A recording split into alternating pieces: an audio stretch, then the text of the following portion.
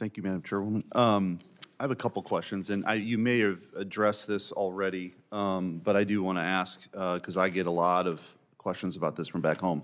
So you were aware of this the night before on the NOTAM failure in January, but the public was not made aware until the next morning, right? Including when people were sitting on planes and flights were delayed. I mean, there was no real transparency with the public. You would agree with that?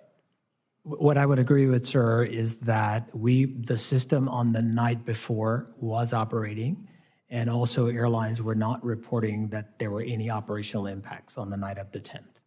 Okay, so how long until you knew that this actually wasn't working until the public knew? Okay, go ahead.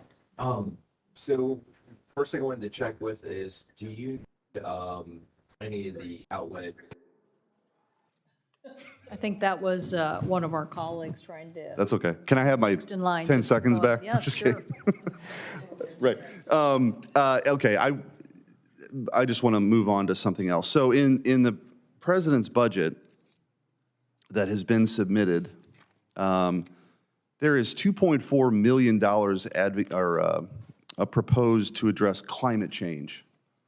In the conclusion of that budget, it says, and I quote, "The FAA's budget request for FY 2023 embodies the administration's priorities of mitigating climate change and increasing equity."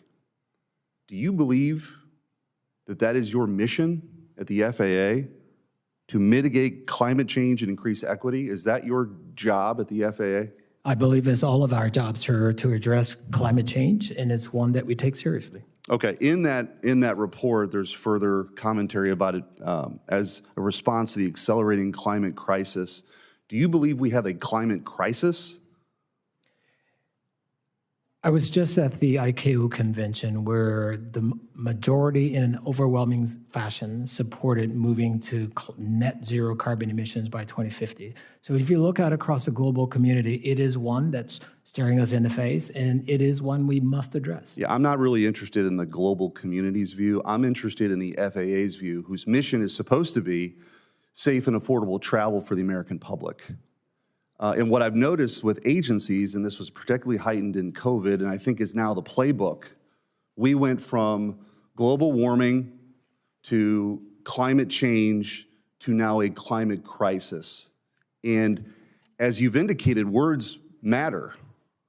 And in my view, that is meant to stoke fear and empower unelected bureaucrats to do things that are not authorized by law because it's a quote-unquote emergency.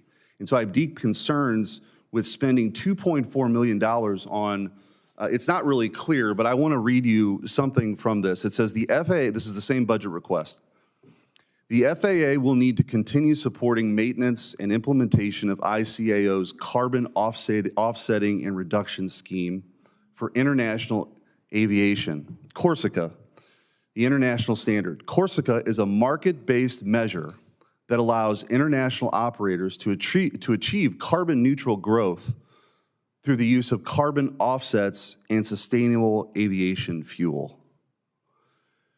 Is the FAA currently supportive of Corsica? Corsica, yes, sir, we are, and we are supportive of our move to sustainable aviation fuels. Okay.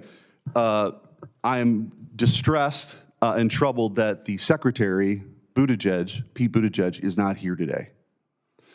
Do you know if Pete Buttigieg, when he flies private, uses that same system, that same measurement of Corsica? Well, first, let me say, sir, that what you speak of is private or government aircraft that are used across the government. We use aircraft for testing. The FAA has a fleet of 42 aircraft that are primarily used for en route testing, et cetera. And so in those, without having to sort of qualify this, we are talking about public resources and not private resources. Right. Does the Secretary use market-based carbon offsets when he flies private? Sir, I can't speak to that. Can you get back to me on that? Because I'm very interested. Or maybe actually if you could get the message to the Secretary that next time we have a hearing dealing with the Department of Transportation, the FAA, we'd like to see him here, and if he could give an answer to that, because he flies private a lot. He tells hardworking Americans they need to pay more for things that he's not willing to pay for, and people are frustrated. So did you relay that message to him? Yes, sir. Thank you. Thank you, Senator.